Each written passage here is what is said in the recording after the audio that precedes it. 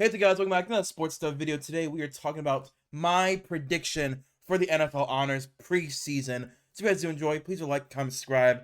Let's get into the video. Again, this is my predictions. This means that throughout the season, I can change these. This is what I think is going to happen, how I think teams are going to perform, how individual people are going to perform on those teams. I am allowed to change this at the end of the year. I want to make sure it's very clear, because last year, I did a postseason NFL Honors, and I was sort of right, sort of wrong. I got, I believe, Offensive Player of the Year right, Offensive Rookie, Defensive Rookie, Coach of the Year, but I think I got, what was it, MVP and something else wrong. I can't remember. I got two things wrong, though, but I know I had Coach of the Year and all the rookies, and I believe I also got all the Offensive and Defensive Player of the Year. No, I didn't get Defensive Player of the Year. I didn't get MVP, but this year, I'm hoping to go 7 for 7. Let's see if I can do it. I got some wild ones in here. Get prepared to see some wild ones. So, starting off, we're going to go with Offensive Rookie of the Year. And for Offensive Rookie of the Year, I do believe it is going to be Ashton Jeanty. I don't think there's anyone else in the draft class on offense that I think he's going to get as many chances and touches as Ashton Jeanty is going to get. My prediction is I think he's going to have 1,200 yards, 7 touchdowns with 75 first downs, which would have been just outside the top 5 last year. There's no other real rushing threat in this team. Obviously, you have guys like Raheem Mostert, Dylan Loeb, and Zamir White on the roster, but no one comes close to what Ashton Jeanty is going to be and how many carries he's going to get for this team. He's a great explosive runner. I do think he's going to get anywhere from 250 to 300 carries. Again, that is top 10 in carries. I just don't think this is going to be a running back by committee offense. I think just like with Marshawn Lynch back in the day, it is going to be Ashton Jeanty is going to get 20 to 25 carries a game, and the other 10 is going to be spread throughout the roster, right? And I think you're going to see Raheem Mostert getting orb routes. You see Zamir White coming in case of injury as a receiving threat, and Dylan Loeb is going to be maybe a returner and the 4th running back who's not going to actually get a lot of snaps. There's no real goal line bruiser either on this team besides Ashton Jeanty. Everyone else kind of does the same role of a 3rd down back, receiving threat, you know, the dump off option. But this guy can be a true bell cow running back. And I just don't see him not getting at minimum 250 carries. And if he's at 4.5 yards a carry, that's already at 1,100 yards, right? So I just don't see a world where he doesn't get to around 1,200 yards, 7 touchdowns, and around 75 first downs with the amount of carries he's going to get, the amount of opportunities he's going to get on the goal line, the amount of opportunities he's going to get, you know, when the drive starts. So I do have my Offensive Rookie of the Year as Ashton Jeanty, but my two other honorable mentions are going to be Colston Loveland from the Chicago Bears and Emeka Egbuka from the Tampa Bay Buccaneers. Now you're going to notice there's a very obvious lack of quarterback on the honorable mention. I do think all the rookie quarterbacks from this draft class, I think only Cam Ward is starting week 1. And nothing against Cam Ward. I'm trying to be serious. I have nothing against Cam Ward. I don't think the Titans offense is going to be that good to where he's going to put up the numbers that Ashton Jeanty is going to put up right away, right? We know that the Raiders have a pretty good offensive line. They have Geno Smith at quarterback, solid wide receivers, good tight end, obviously, in Brock Bowers. And I add in Ashton Jeanty, he's going to get a lot of touches for a team that they can actually put up a lot of points on Sundays. For Colston Loveland, it's kind of similar. We saw what Sam Laporta did in Detroit, but I think Colston Loveland and why am I blanking on his name? Oh my gosh, he's the Bears. Cole Kmet, thank you. I think Cole Kmet and Colston Loveland are going to be probably one of the best tight end duos because, I mean, Cole Kmet got extended. He's going to be on this roster for at least this year and next year. We know Colston Loveland's going to be on the team for the next 4 years. This could be one of the best tight end duos. Obviously, the wide receiver room, you got DJ Moore, you got Roman Dunze, you got other guys in that roster as well. Really good offensive line. I do think Colston Loveland's going to be more of a blocking tight end year 1, but as a receiving threat, I do see him getting anywhere from 40 to 60 catches, and if he can make the most out of those opportunities, then he might be able to get onto the Offensive Rookie chart. Emeka Egbuka, on the other hand, the reason I put Emeka Egbuka is they obviously put in a lot of trust in him. You know, Chris Godwin is kind of coming back healthy from that torn ACL, but he's not going to get the full snap count. So he had that pre-injury, right? And Emeka Egbuka plays a lot like Chris Godwin. They both are a slot receiver that are oversized slot receiver who can play on the boundary, but they're a mismatch on the inside. That's what Chris Godwin does. That's what Emeka Egbuka does. And they've already moved on from, I believe it was, who did the Bucks cut? Bucks cut wide receiver. It was, oh my gosh, Trey Palmer. Yeah, Trey Palmer, who again in the last 2 years has put together a very solid start to his NFL career. They cut Trey Palmer, who was their replacement for Chris Godwin last year. Him and Jalen McMillan kind of split reps. That was their replacement for Chris Godwin. So obviously, Emeka Buka has already taken over those snaps counts from Trey Palmer. You're going to get a mixture of Jalen McMillan. But I think there is a world where you can have a Mike Evans, Chris Godwin, and Emeka Buka on the field at the same time. And as much as I like Jalen McMillan, Emeka Buka was a first-round pick. Jalen McMillan was a third-round pick. There is a eating order when it comes to first-round and third-round picks. But I do think we're going to see a lot of Emeka Buka. Again, probably somewhere around 50 catches, 600 yards, maybe a couple of touchdowns, but not to the snap counts that Ashton Jeanty is going to get year one. So offensive rookie of the year is going to be Ashton Jeanty. Defensive rookie of the year, I'm going to go with Jahad Campbell. You guys know pre-draft, Jahad Campbell was one of my top 10 prospects in the class, and he ends up going at the very end of the first round. My prediction for year one is 110 tackles, 6 sacks, 20 run stops, and 2 forced fumbles.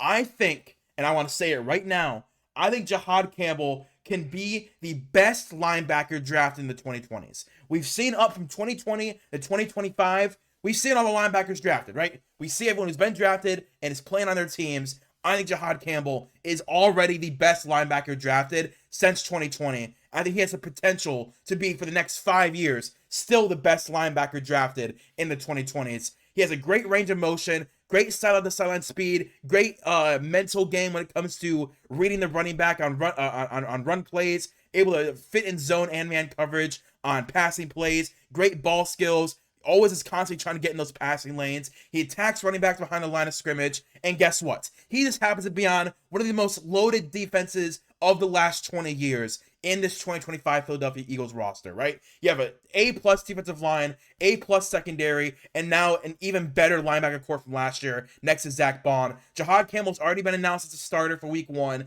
He's going to get every opportunity to do what he wants and play how he wants in this loaded defense. And some honorable mentions, I have Tyleik Williams, a D tackle for the Detroit Lions. Listen, I know D tackle is kind of crazy to say could be defensive rookie of the year. I don't care. I think the Lions, especially next to Aiden Hutchinson, are going to get a lot of attention on the defensive line of, okay, Aiden Hutchinson's back healthy. How is he performing? And while people are looking at Aiden Hutchinson, Tyleik Williams is going to shine as a run stopper. He is one of the most dominant run stoppers in this draft class and of the last couple of draft class. He'd be a first-round pick in almost any of the last 5 drafts. And probably one of the first D tackles taken in any of the last 5 drafts. Obviously, you have guys like Jalen Carter and Jordan Davis, but I have Tyleik Williams just behind those guys. So I think Tyleik Williams, year one, is going to be starting for them day one in replacement of, I believe, Levi Onwuzurike is already hurt.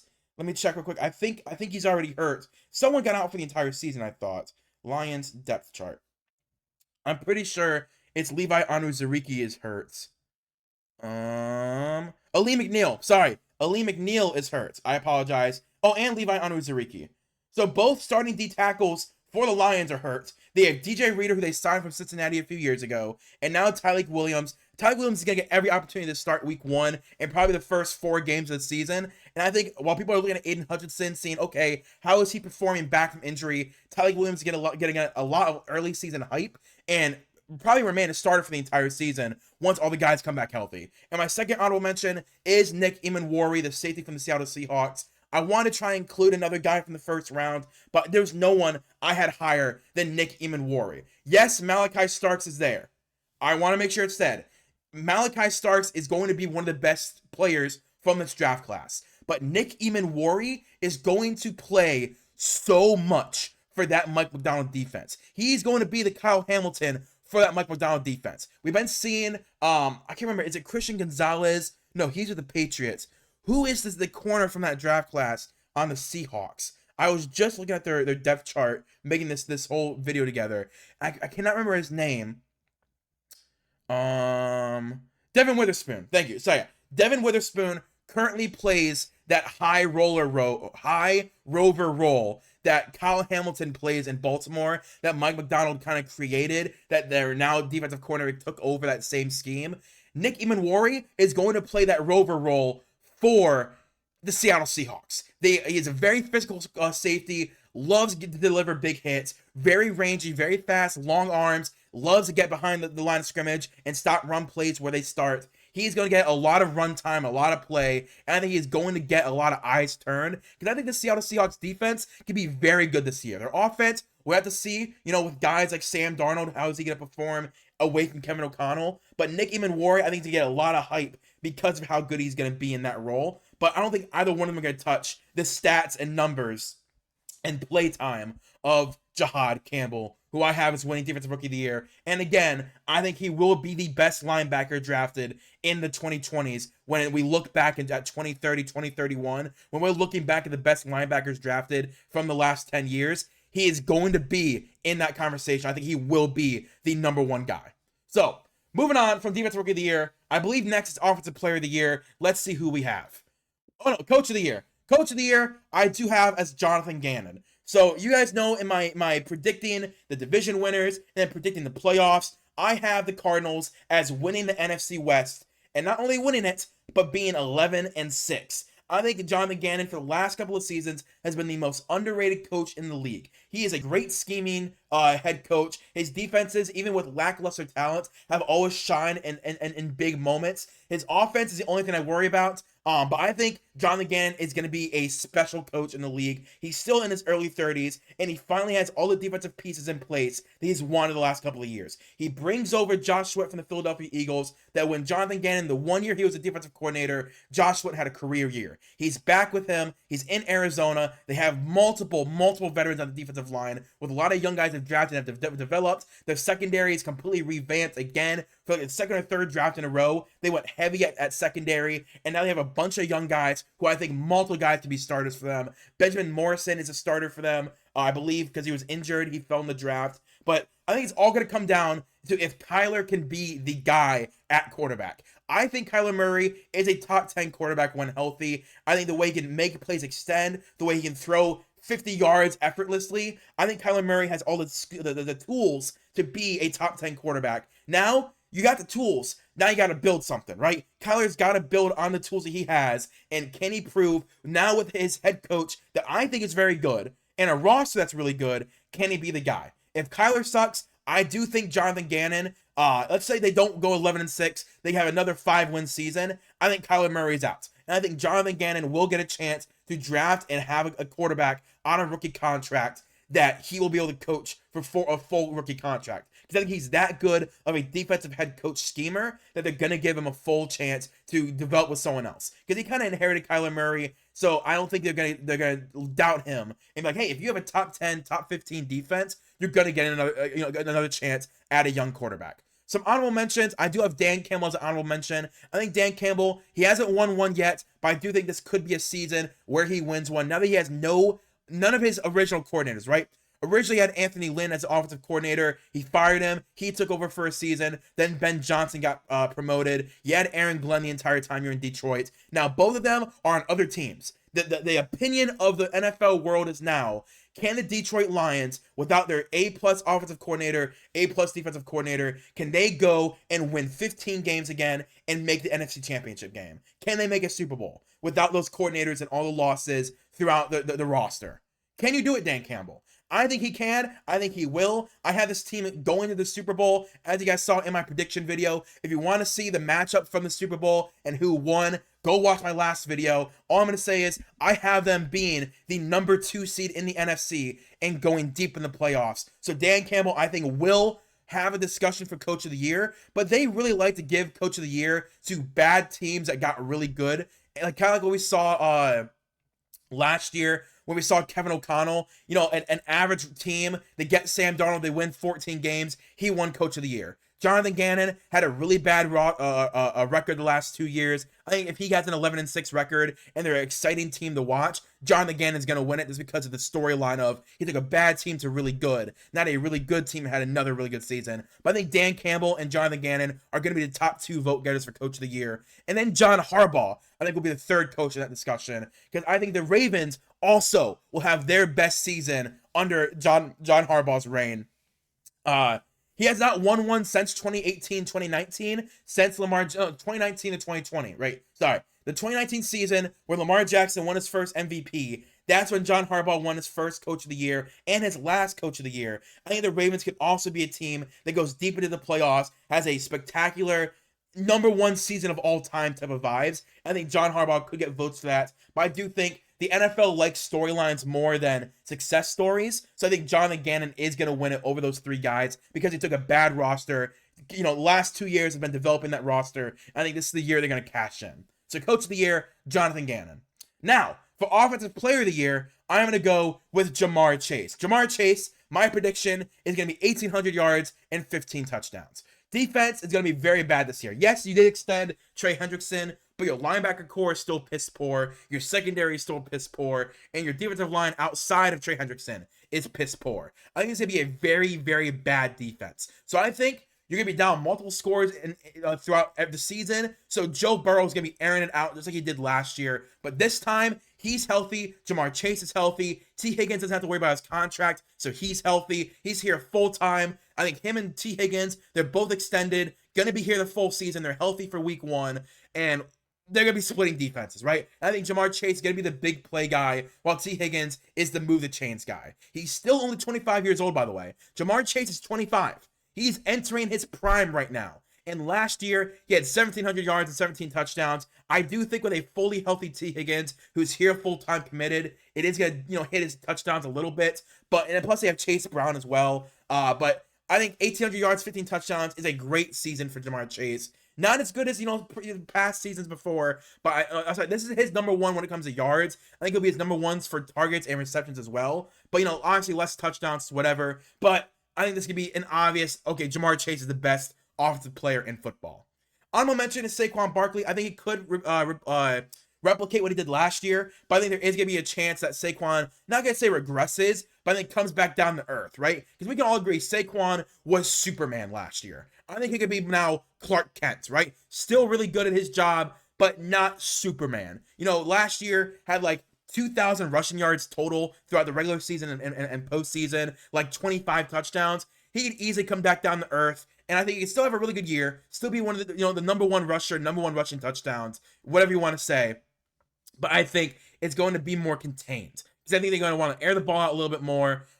Teams now know what Saquon, this rushing offense, can do. They're going to want Jalen Hurts to beat them by throwing the ball. So I think Saquon will have less attempts this season. Then my other honorable mention is going to be Amon-Ra St. Brown. I think same thing with Ja'Marr Chase. This is going to be a team that likes to throw the ball. I think with Jahmyr Gibbs and David Montgomery, they're both really good running backs, yes, and probably the best running back duo in the NFL. But I do think they're going to want to throw the ball a little more this year, especially with a new offensive scheme behind a new offensive coordinator from the Denver Broncos, who was their passing game specialist last year. He likes to throw the ball. I think Amon-Ra St. Brown is going to feast in that type of an offense. So yeah, Amon-Ra St. Brown, Saquon Barkley were my honorable mentions, but my offensive player of the year, I do think is going to be Ja'Marr Chase.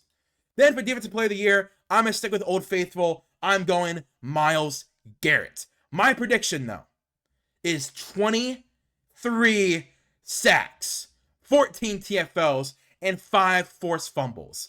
Myles Garrett is the best defender on the planet. I think he's going to have a record-breaking season. The record right now is 22.5 sacks. I think Myles Garrett will get the 23 sacks. Reasons: he has never had a D-line this stacked before. Never. He has the best rotation of pass rushers he's ever had, with Isaiah McGuire officially developed as a pass rushing threat. You have Isaiah McGuire, Joe Tryon-Shoyinka, Aiden Huntington, Browns depth chart.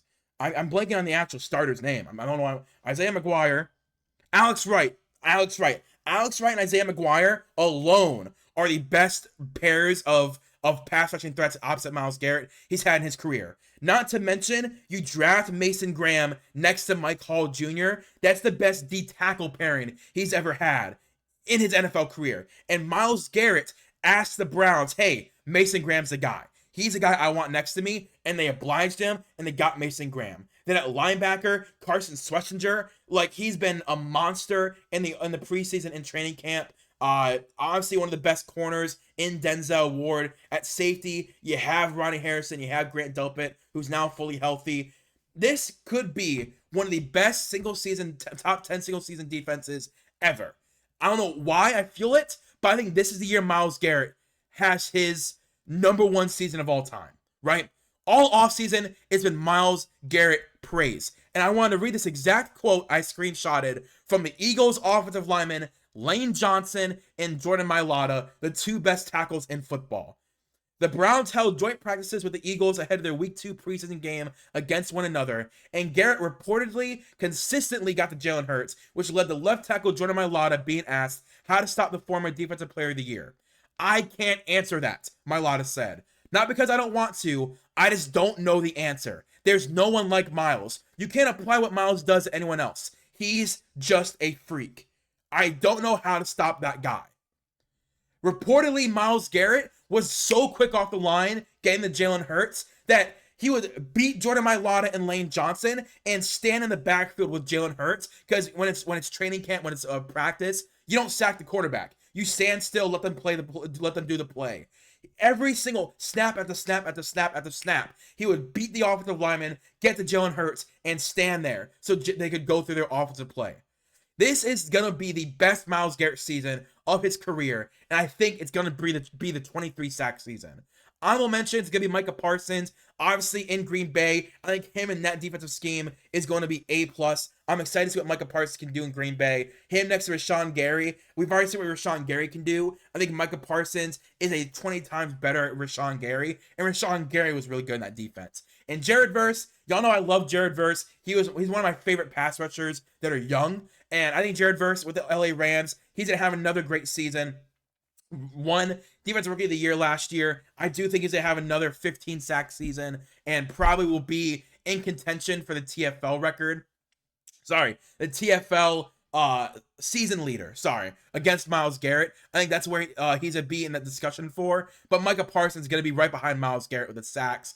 TJ Watt, I would like to think TJ Watt could probably be up here as well, but I just think he's aging. In the last 5 games of the season last year, TJ Watt didn't record a single stat.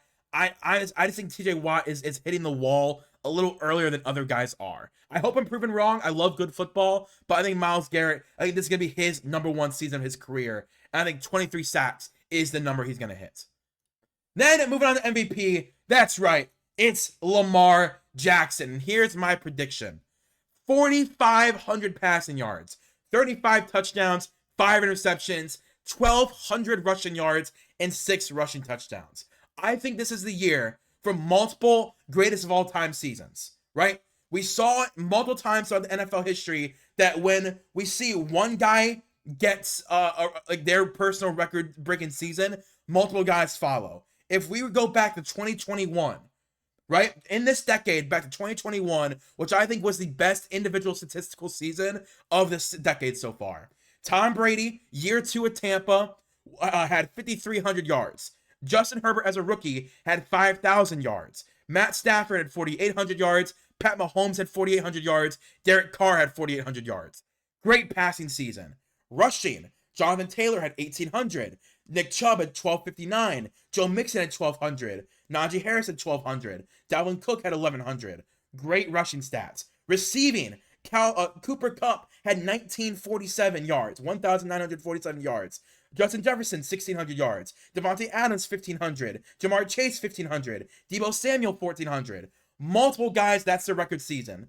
Defensive leaders, 192 tackles by Foyesade Oluokun. Best season of his career. Jordan Brooks from Seattle and Bobby Wagner from Seattle combined for 350 tackles. Best season of the Seattle Seahawks history.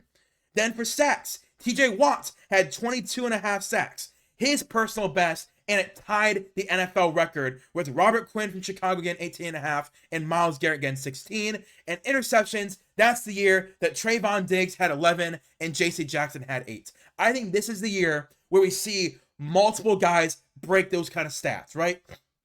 So Lamar Jackson having over 5,700 yards total on offense and 41 touchdowns, only 5 interceptions total.